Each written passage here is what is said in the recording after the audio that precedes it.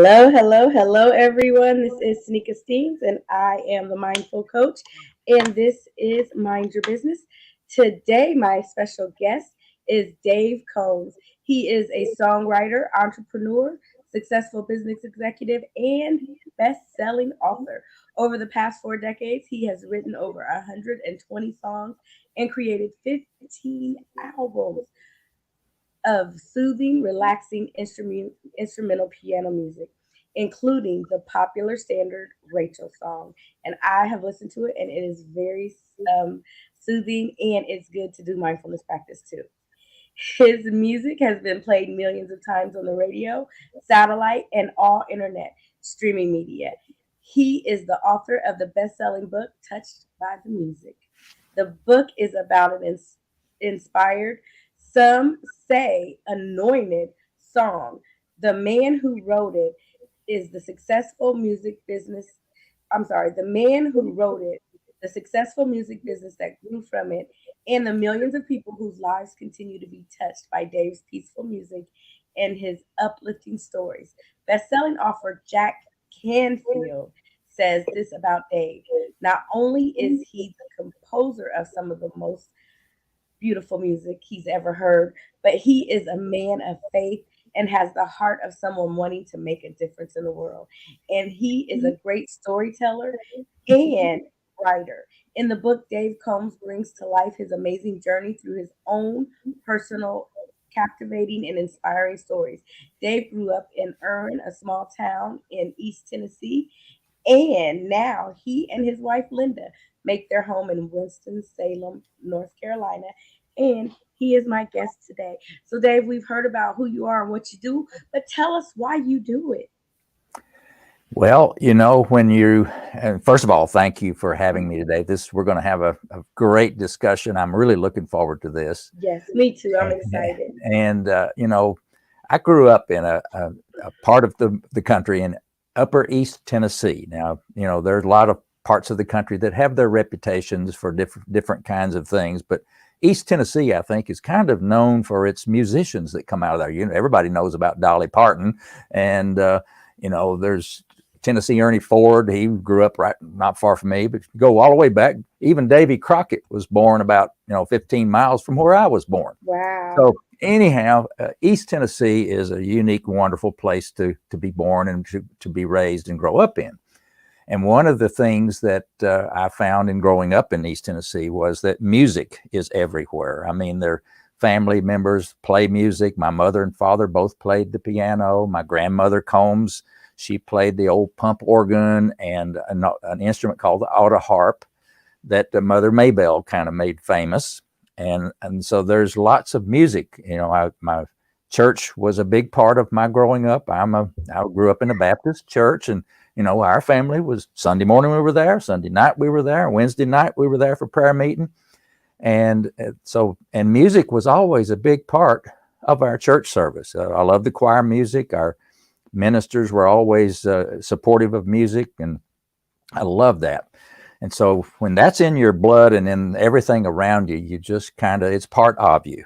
And so as I grew up and went off to college, I was a math major, physics minor. So I have a technical scientist background, as you may discover from when you read my book and talk to me. I'm a pretty analytical person. Sometimes my wife says I'm a little too analytical, but be that as it may, I like science and math, and I always have.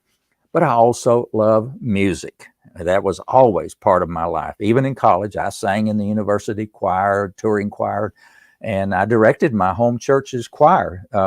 I needed some help in going through college, and our church needed a part-time minister of music at the time.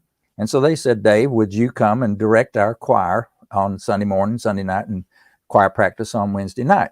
Sure. So, and they paid me a little bit of money, but that was enough to help this poor boy out to get through college.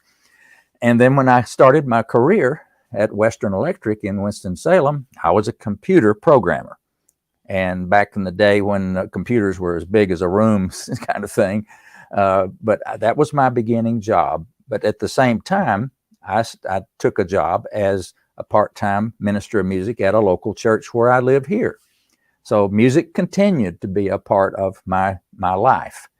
And I worked with Western Electric. Finally, when I finally left them, I had worked for them and AT&T as it became later, 22 and a half years. But all during that period, music was an increasingly important part of my life. And it was in 1981 that I sat down at my piano in the evening, as I usually did, to relax, and started playing this tune. And it's kind of surreal. I did not sit down to write a song. I did not sit down and play something that I had sheet music. I just played. And this song, Tanika, that I played, it was a melody, on beautiful melody on the piano. I just played it from beginning to end. It all flowed together. It had a verse and a chorus, and it was just a beautiful piece of music. Well, I didn't think much about it because it was just something I was just doodling around playing. And a couple of days later, Linda, my wife, came home from work. She worked at the local bank. And she came home and she said, Dave, what is the name of this song that I've had stuck in my head all day long? And she hummed a little bit of it. And I said, well, it doesn't have a name. And she says, what? You play it on the piano all the time. I said, well, it's just something I guess I just made up. And so she got all excited and said, well, have you written it down? I said, no, I've got it up here in my mind. And she says, well, you might get run over by a truck, and then the song would be gone. So I said, okay, I'll write it down. And I did, and wrote down the melody and the chords that went along with it, and stuck it in my piano bench. And I would play the song, for her and for myself and for friends that would come over periodically. And then a couple of years later, some good friends of ours had a little baby girl. Her name was Rachel. And Linda and I were asked by her parents to be her godparents. And it was at her christening service that, as we were sitting there in the service, the formal part of the service was about over. And I looked at Linda and I said, what about playing that little song that I wrote a couple of years ago as part of this service? And so she thought, well, that's good. We never could think of a name for it. It never had a name up to that point. And so I went up to the family and the minister, and I said, would it be okay? Sorry. It's okay. I asked the minister and the family if it would be okay if I played this little tune on the beautiful piano that was sitting there in the front of the church. And so they said, of course, okay. And I walked over to the piano, sat down, and started playing. And as I got into the song, I noticed that everybody seemed to be getting emotional, including me. Little tears coming down your cheeks. You know how when you hear a song that really touches your heart, it can be an emotional experience. So when I finished playing the song and the last notes of the song were still fading away, I looked up and there was little Rachel being held in the arms of her mother. And I said, from now on, this song will be called Rachel's Song in her honor.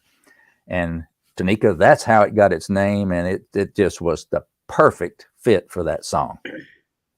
Well, I wondered about that because I saw that your wife's name was Linda. So unless it was her middle name, I was like, maybe it's not about her, but it's got to be some deep meaning behind this story of how this song got its name. And so thank you for sharing that with us. How old is Rachel now? Gosh, that was in 1981. So what would that be? 30. How would that? 81 from 22 is. Oh, she's 30. 39. She'll be 39 this year. She's 38 right now. Okay.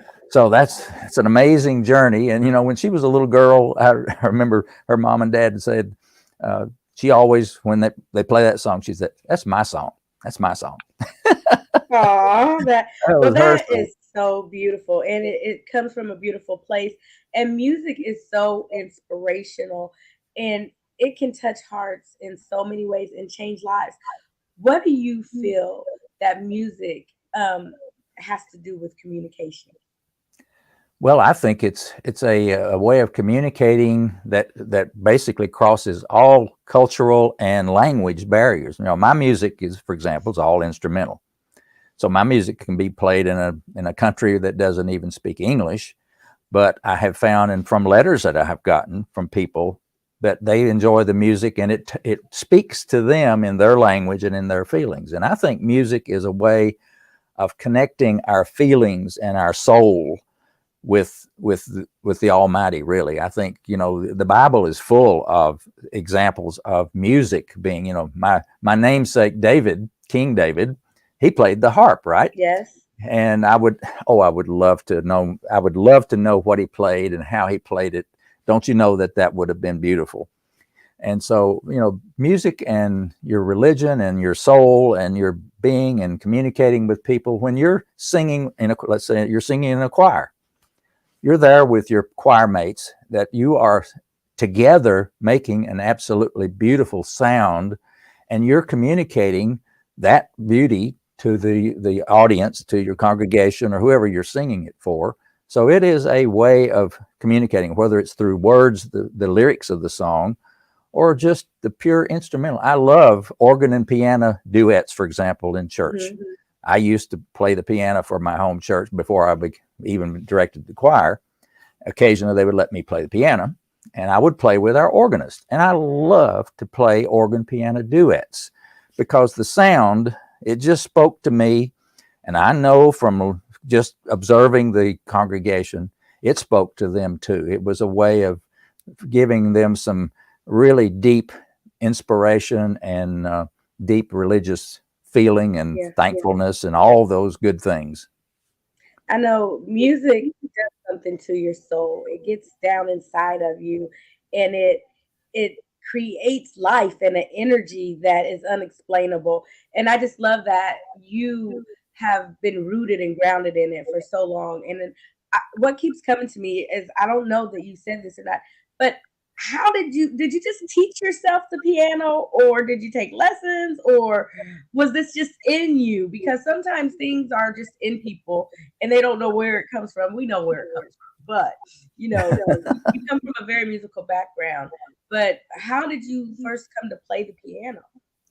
Well, even before I was probably even in school, my mother and father played the piano. And my father, rest his soul, he was a fabulous piano player by ear. He could read a little music, but he loved to sit down and just play. I mean, he could tear that piano up. And, so I grew up as soon as I guess I was about maybe 4 years old when we moved into our first house that we owned. We'd been renting up to that point, and that house was big enough to have a piano. One of the first purchases my mom and dad did was they went out and bought a piano. And so our house was full of piano music then, from then on. And when my daddy came home, he was probably heading straight to the piano, and then we'd have to beg him to stop playing to come eat supper. I mean, he loved to play the piano. So that part of it, I think, when being around that, he'd let me sit on his knee or on his lap, even when I was too small to sit at the piano myself. And he would teach me a little song to play. I can still play that first song that he taught me how to play. And so growing up, but yes, I did take some piano lessons. After a while, you realize that, well, I probably need to learn how to read some music. So like most 7 or 8 year old kids that start some music lessons, I started my piano lessons. And I went through the typical lesson books, book 1 and book 2 and book 3, and practicing and all that. And so I did learn how to read music and began to play fairly well, at least enough to almost play some hymns from the hymn book. But my most joy was to sit down and just to not look at music, but just play chords and just, my mama would call it banging around on the piano.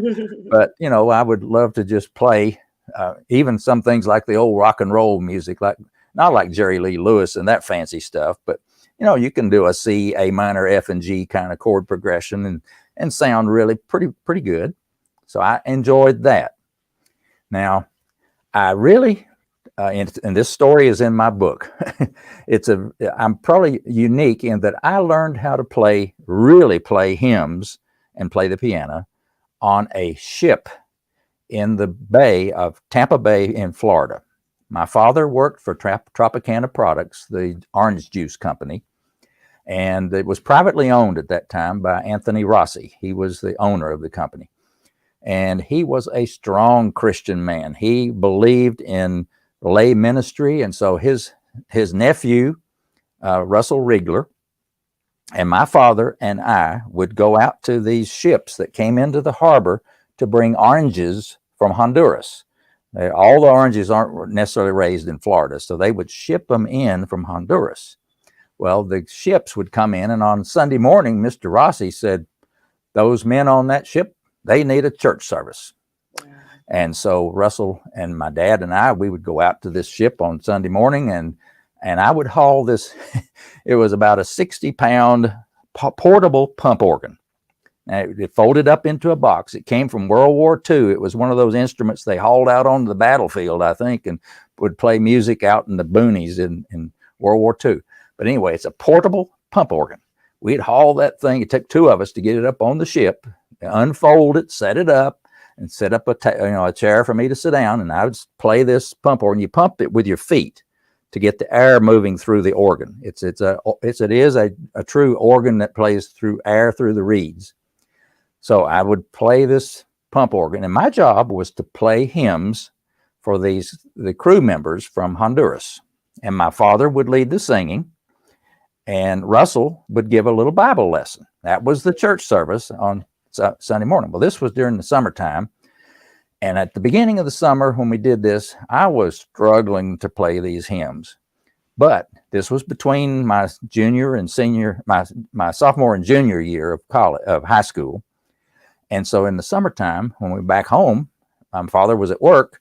I was at home with not much to do. It's hot in Florida in the summer. We didn't have air conditioning, so we're inside trying to stay cool. And so I practiced 8 hours a day, 5 or 6 days a week while my father was at work. I'd play on the pump organ for a while, and I'd get tired of that sound. I'd go over to the piano, and I'd play for a while, and then I'd go back to the pump organ. But I promise you, I practiced probably 7 or 8 hours a day until by the end of that summer, I could play every hymn in the book. Wow. So I always kind of kid folks that I'm the only person alive that learned how to play the piano on a juice ship in the Tampa Bay of Florida. Amen. Talk about meeting people where they are. And thank God for your dad saying that they need a church service and having a son that's obedient to learn. Where are you at? We need an organist right now at our church. My family, we're the choir, and it's hilarious because when we got our church, we got appointed in November, and they hadn't really had service for 2 years. And so they didn't have a musician, and we're like, okay, what do we do? So I got my cousin to make us a CD with some music on it. And I was like, okay, we're going to have to be the choir. And so now it's funny because I love to sing. I'm not the singer. My husband, I told you, he comes from a musical family, but he can sing, and he's the pastor. I'm associate pastor, but now we're the choir as well. And so I crack up because I go, we need a worship leader. We need a musician. And they just think we're great. And I was like, that's God. He'll meet you where you are. And if you do half of the work, he'll do the rest. That's right. So, it is truly a blessing. So if you find yourself in Indiana, come on down, and we have a piano and an organ in our church. So come on over and play for us. Well, thank you. Yeah. Yeah. So what do you get the most joy out of, the piano or the organ? Or well, now you can see behind me on this side is, I don't know if you can see it or not. There's I see it. Yeah. Steinway piano.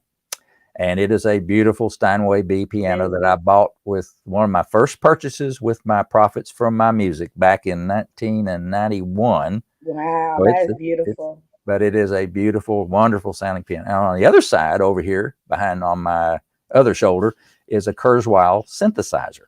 And it's a keyboard as well, 88 keys, and it has a piano sound, but it also has the organ sound and string sounds and everything else. And my wife and I love to sit down, and she plays the piano and I'll play the synthesizer, and we'll do our own little duets together, or we'll put on some fun songs from the 60s, some doo-wop songs, and play along with, Unchained Melody or one of those beautiful old songs, and just have a really good time playing music together.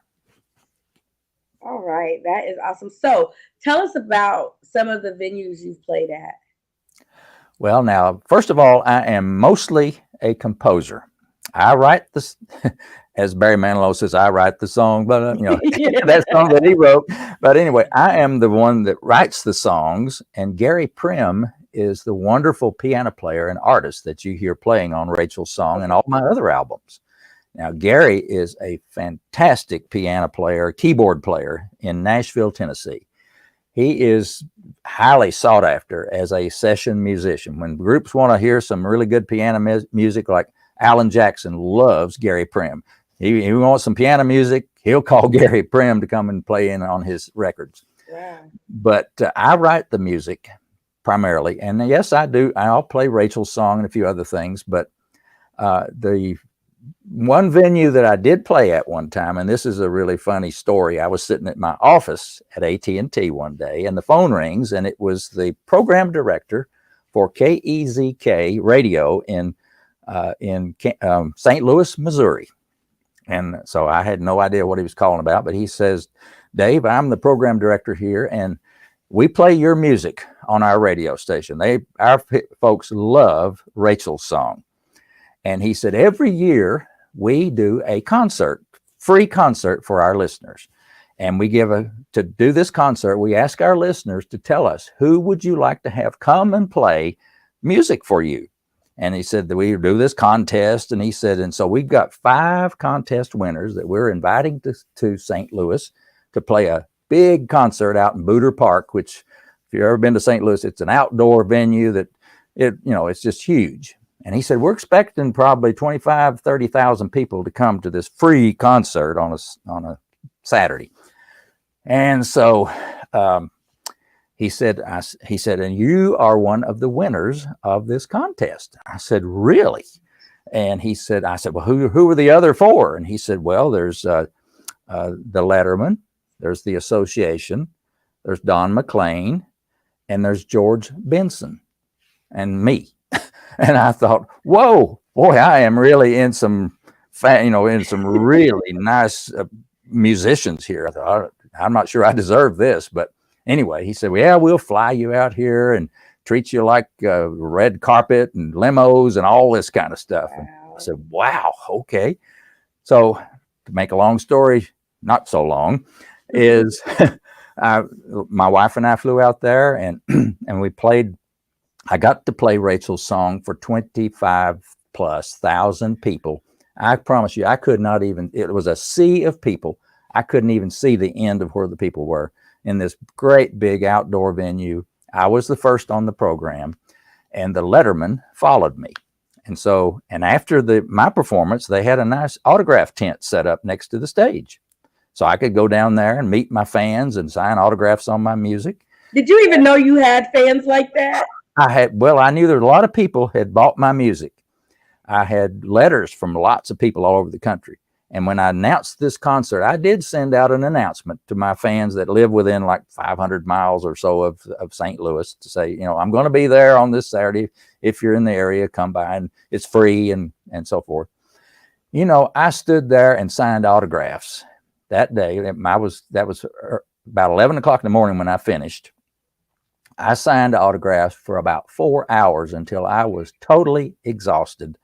I had people that had driven from Chicago all over the Midwest to come to St. Louis to see this and to hear my music.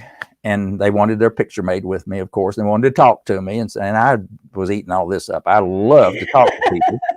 So I stood there and shook hands and got my picture made and signed autographs for 4 hours. And the Letterman at their table, bless their hearts, they did the same thing.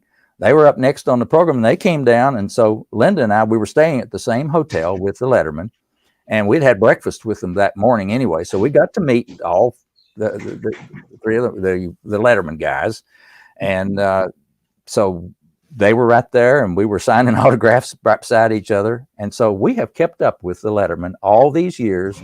And 2 years ago, we went down to Myrtle Beach to one of their concerts and got to see them again. And boy, we had a great time reminiscing with them after the show. And, they treat their fans like I want to as well.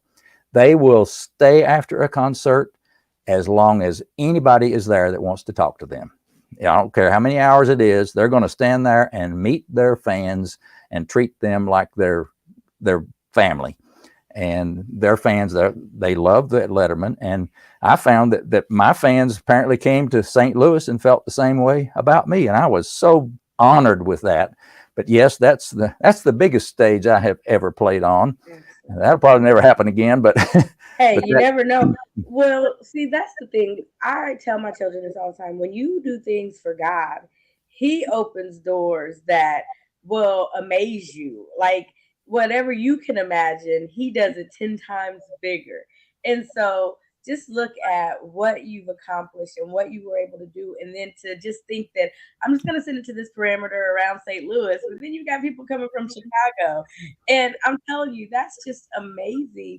And it just goes to show when I say what venue you play in, you're like, oh, I just write the songs. No, your music is played in venues, even if you're not the one playing it. that's But right. you are making movements that you probably aren't even aware of or weren't aware of until you got to that stage and seen all those people. And then how I know you had to have writer's cramp at the end of that.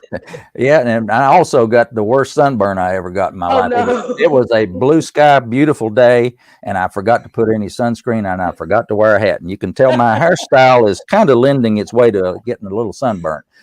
So Yeah. anyhow, but that was, Oh man. but I love to play Rachel's song in church for offertories and preludes, and I do have piano music books for all of my printed for my Yes. original music, and so piano players can buy Rachel's songbook or the sheet music, and they can play it, and a lot of people do. I mean, I've had there's probably tens of thousands of people who have the sheet music to Rachel's song and can play it as an offertory in church, or it makes a beautiful organ piano duet. Or just as a piano solo. It's just a wonderful piece of music. And to, with Absolutely. I was going to say, sorry, while you're talking about that, you have a beautiful website where people can get this information. So, can you let them know there might be some composers out there that want to know more about your music and how to get that song? Because the song I listen to, I always meditate in the bathtub when that's my quiet, peaceful time. And I was able to just sit back and relax and listen. Oh, it is so mesmerizing and so beautiful. well, thank you. Yeah, my website is just very simply, it's Combs Music, COMBS music.com. And like you said, when you go to my website, I've tried to keep it very, very simple. When you get on my homepage, it's not busy like a lot of websites. On the left side is my new book, and on the right side is my CD of Rachel's song. And in the middle is a link that if you click on that, you can listen to Rachel's song in its Yes, entirety. yes. And then if you click on the links, it'll take you to where you can go explore more about it, or go to Amazon and buy the music, or go to Sheet Music Plus and download the sheet music instantly. I have 170 some songs on Sheet Music Plus that you can pay $4.99 a song and download the PDF and print it and start playing it right now. You don't have to go to any store and get it. It's going to be delivered right to your computer.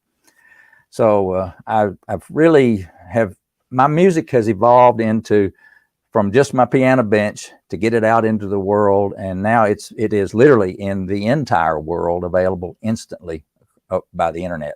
Now, there are people sitting at home right now that are musicians that probably think that I'm nobody, I'm not famous, I don't know how I'm going to get this out there, and they've actually maybe taught themselves. They haven't had to, any lessons, but let's talk about your journey on how you got from just playing that piano to getting this music worldwide. What does that look like for someone that is in a place that they want to be where you are someday, but feel like maybe they are just a regular person that can't do that. Well, first of all, if you have a gift like I had of Rachel's song, a gift of a piece of music, and I can tell you that ordinary people that are not professional songwriters can write beautiful music. I have another story in my book. It's kind of one of the end chapters of my book about a fellow named my friend named Jim, and the song that he had written. That it's just a really heartwarming and touching story. But if you have a song or some music in you that is really special, first of all, you have to have faith in yourself and faith in God Almighty that there's a purpose for this song, and that then your job is to figure out the best way to expose the rest of the world to your music. Now, that may mean recording something like I did, going to Nashville, getting another professional musician to record it. Instead of me playing it simply, he made it really sound professional. And then you find ways like I did. For example, I got my music played on the radio. Now, back in the 80s, true enough, we had easy listening radio stations that would play my kind of music. Those stations are kind of few and far between today, but you can still find that kind of thing on the internet. But we had easy listening radio stations all across the country, and there were probably about 400 of them. And I was able, with a lot of hard work and phone calls, I would call and talk to these program directors at these stations and tell them, I've got this song, Rachel's song, may I send you a copy? And if you like it, would you play it on your radio? Well, almost every easy listening station I ever sent it to loved the song. I can't think of a one that did not like Rachel's song. But then they would play it.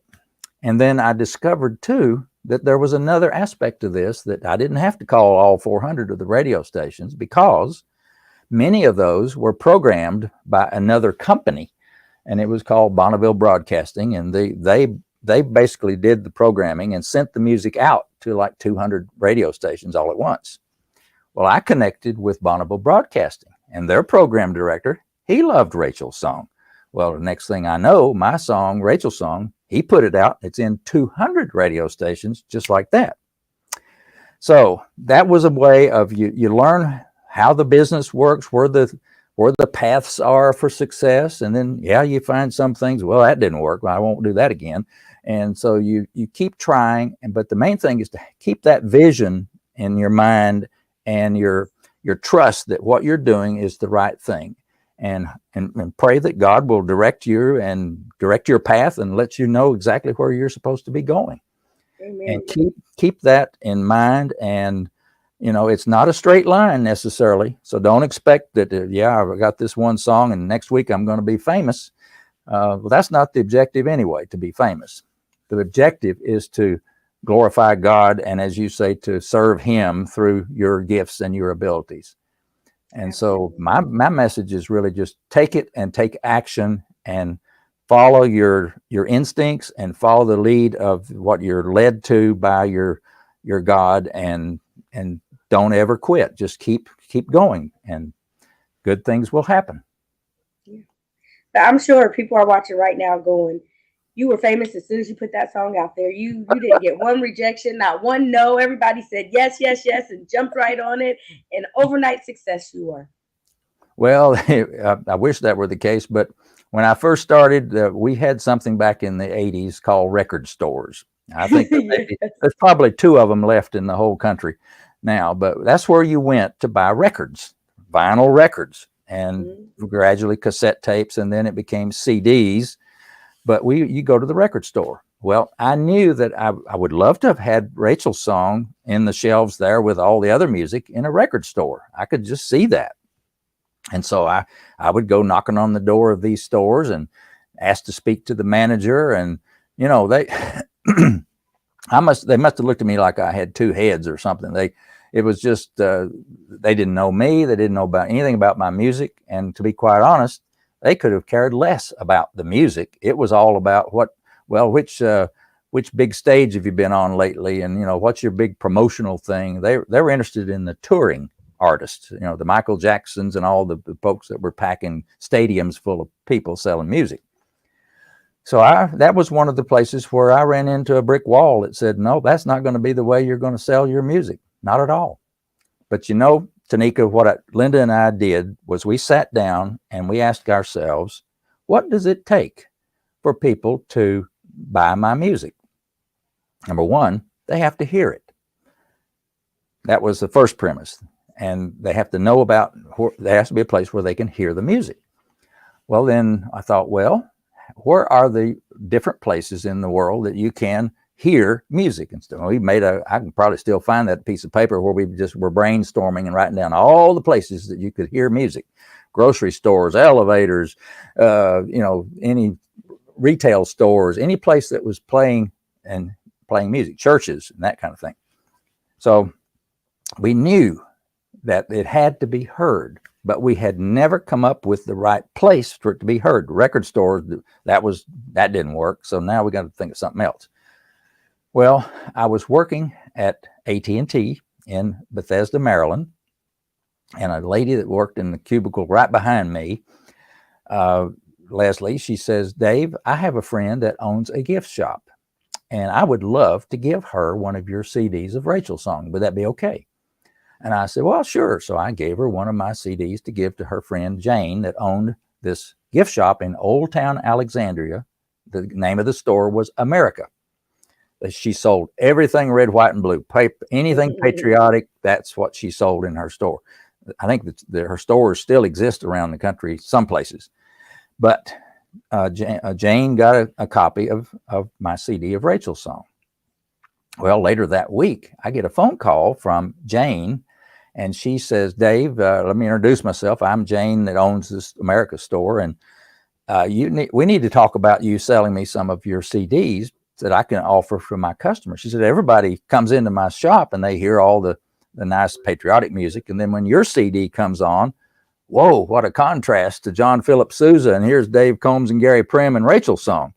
So they all stop and come over to the counter and ask me, what is that song that you are playing? And do you have it for sale? And she said, now, of course I don't. And I've got she was a very smart business lady. She knew that when somebody wanted to buy something, she was going to figure out how to get it and sell it to them. So we reached an agreement that I would bring her some CDs and cassette tapes of Rachel's song album. So that night, Linda and I boxed up a box of tapes and CDs, and we went down to Old Town Alexandria and gave them to Jane at her shop. And we thought, well, we'll see what happens here. Well, the week didn't even go finished out. Less than a week later, I get another phone call from Jane, and she says, Dave, all of those are gone.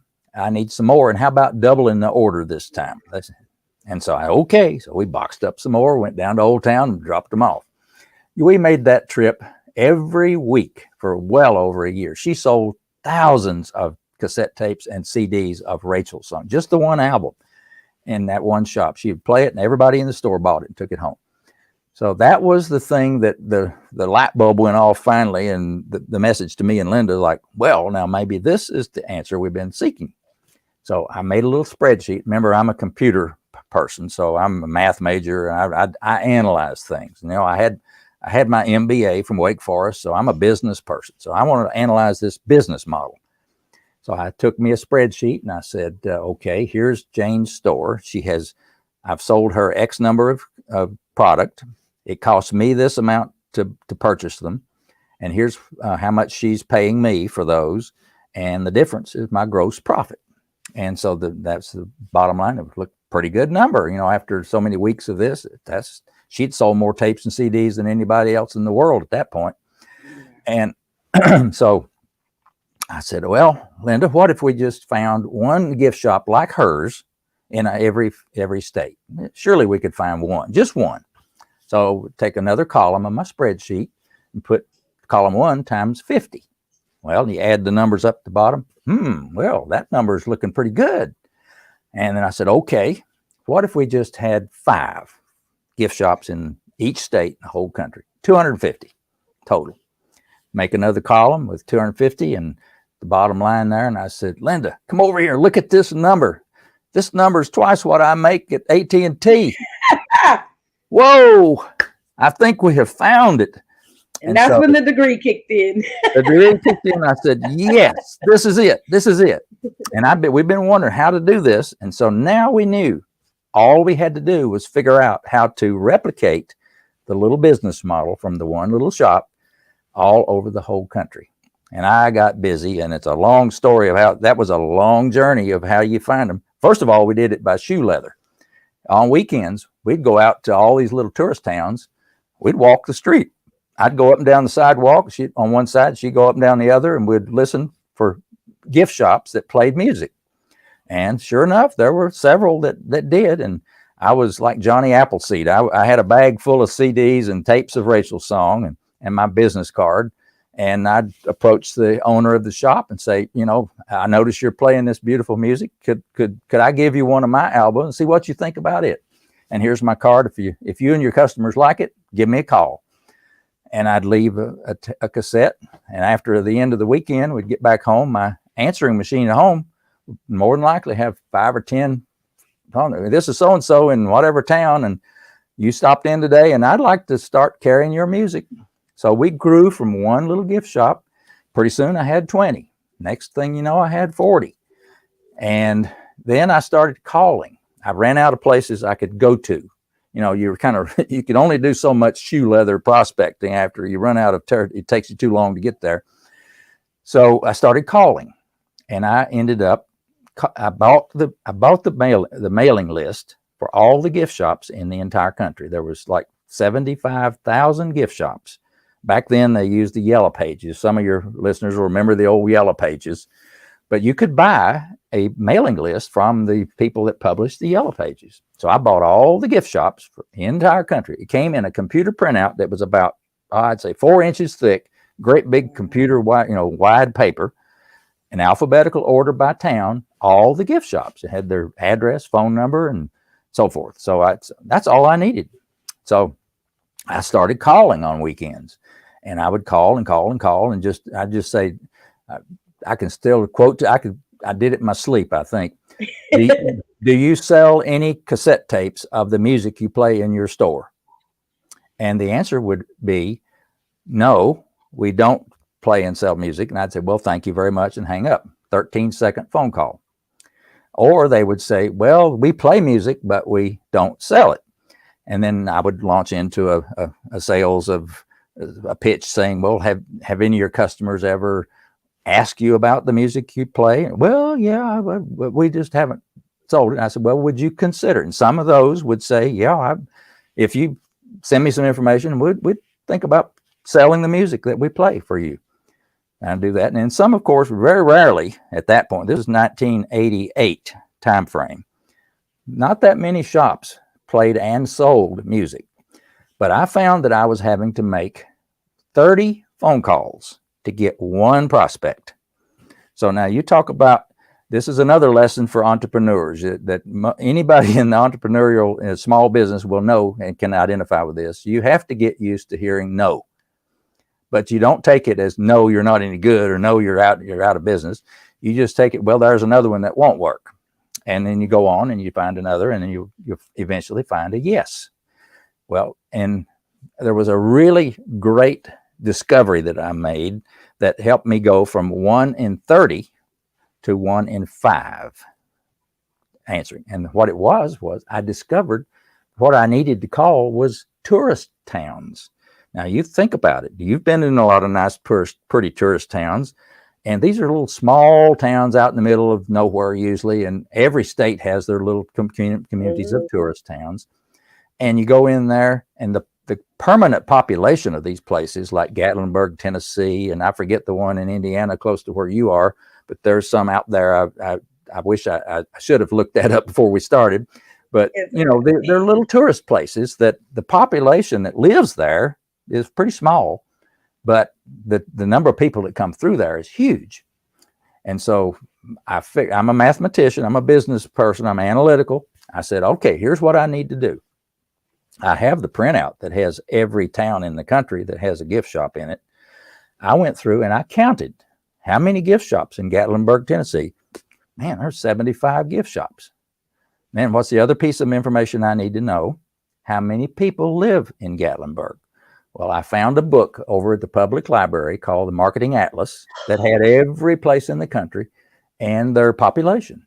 So I bought me one of those books. So now I had how many people live in every little place. I put them in a spreadsheet, back in my spreadsheet again. And I had the town, the name of the gift shop, how many gift shops, and not the name of the gift, how many gift shops and how many people. And then the last column is you divide those two into each other. How many people per gift shop? And then I did that for all these gift shops. Now, it took me a long time to look up all those numbers, manually count the gift shops. But when I finished, I could go for the state of Indiana and say, all right, sort these by that ratio.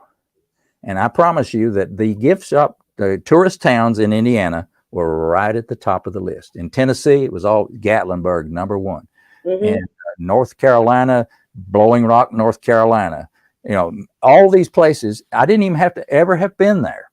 But suddenly I knew where the gift shops were, or mostly were the tourist towns. Mm-hmm. Started calling those only, and that's when my hit rate went from 1 in 30 to 1 in 5, and sometimes even a lot better than that. So that turned my marketing and my business around. I went from those handful of gift shops eventually to over 1,000 gift shops across the entire country playing and selling my music. Now, I know that was a long story, but for those of No, you, that means it's a long process, and that's what I want my audience and my viewers to understand, that success does not happen overnight. It takes time, but you've got to be willing to do things that others aren't willing to do. You have to be willing to go places others aren't willing to go, and you've got to be able to be obedient and put the work in. mm-hmm, Those are what make people successful. Though that's the recipe for success. You became a marketer, you became an analyst. I mean, you became all of these things. You've already had a degree, but truthfully, your degree wasn't working for you until you became an entrepreneur, and then you put that degree to work. Now, am I correct? that is exactly right. You have to Yeah. start connecting. It's really connecting a lot of dots.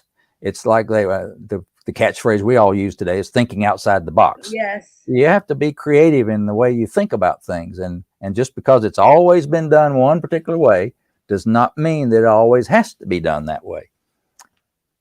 Yes, you are absolutely right. Now, I'm going to ask you this. You don't have to tell me yes, but they say ask not, and that's why you have not. But asking you shall receive.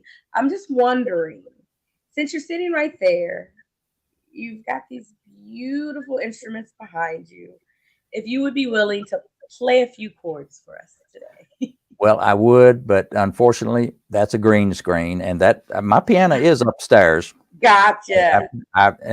I would love to do that, but as you can see from the light over here on this side, there's some big windows over there, Okay. and if you're familiar with trying to do a Zoom call, your lighting is so critical. If you get light in behind you, you just look terrible because the light Well, blows it out, and well, so let me that ask doesn't you work. this. If it's okay, do you mind if I play a little bit of Rachel's song? Oh, that would be wonderful. Okay, give me just a Yeah. second. I'm gonna go out here and get it and see if I can see. I'm not real savvy, but we'll see if I can make this happen. I might be able to do it from my phone. It might be easier to do it that way. I should have sent you the link to my YouTube video that plays Rachel's song that you could have shared the screen Oh, and that's what I can do. That's what I can do. Hang on, let's see something. uh, It's probably let's see. easier for me to do it from my phone, but Can let's you see have me here. share my screen possibly? Maybe not. Let me see. I think I can. Let's see. If you can get to YouTube and in the search field, just put Rachel's song Gary Prim. You should have a way Okay, to get hang it on up. a second. Sometimes my bandwidth is not good when I do that. So hang on a second. I'm gonna do this from my phone and see if we can get it to come over. Just there we go. Okay.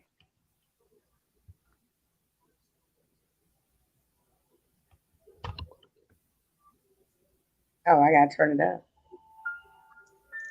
Can you hear it? I can.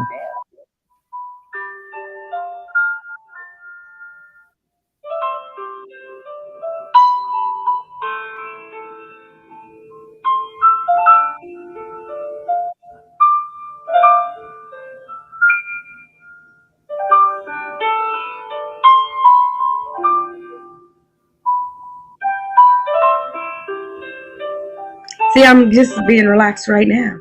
Yeah. I'm just really calm.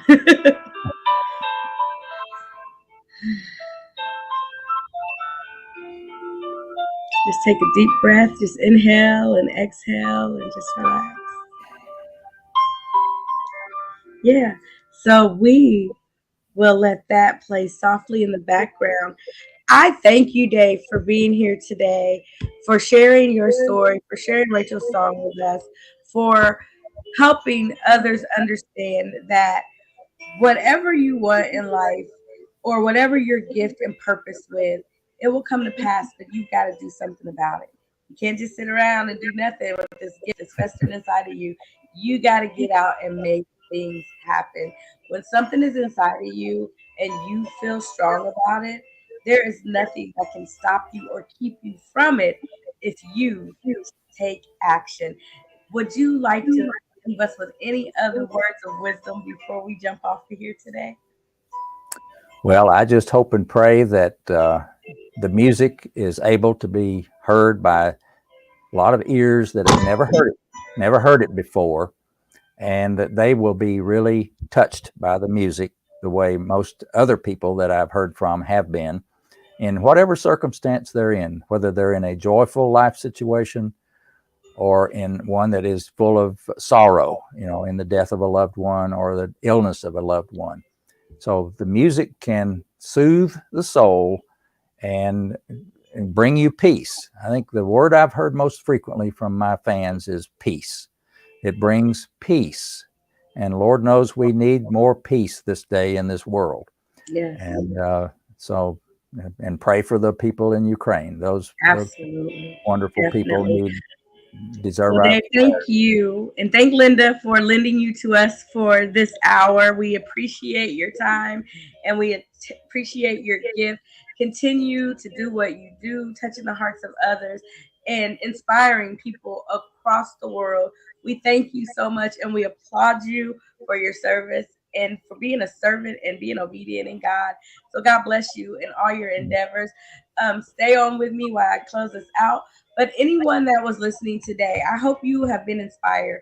I hope that whatever is going on within you, the gift that you have been purpose with, because there is a purpose and a plan for your life. It's in you. All you have to do is have faith and believe in yourself and know that the God that made you does not make mistakes. And so whatever he put inside of you, it will come to fruition. It will not turn to him void if you just are obedient and you ask him, pray and ask him to order your footsteps. And when you do that, you can't go wrong. And it won't happen overnight, but in due time, if you do not grow weary in your well doing, you won't faint, but you will grow wings and you'll be able to fly. And you can do great things. And remember, in this life, you were created with a purpose. So go be great. Thank you for watching. I appreciate everyone that tuned in today. And if you watch it on the replay, leave a comment and let Dave know what inspired you most about this interview and about his songs. And also go to combsmusic.com so you can download you the copy of that song. And also, Dave, real quick, tell us where to get your book. When you go to my website, you'll also see on the left a picture of the cover of my book, and right below it will be a link that says purchase this right now from Amazon. So you can get the CD of Rachel's song or downloads of Rachel's song and the book, both from Amazon.com, straight from my combsmusic.com website. That's the simplest way you can get there. Amen. All right, Dave. Thank you so much. I'm going to get us out of here. You have a great day and have a blessed rest of your week. Thank you, Tanika. It's been my pleasure.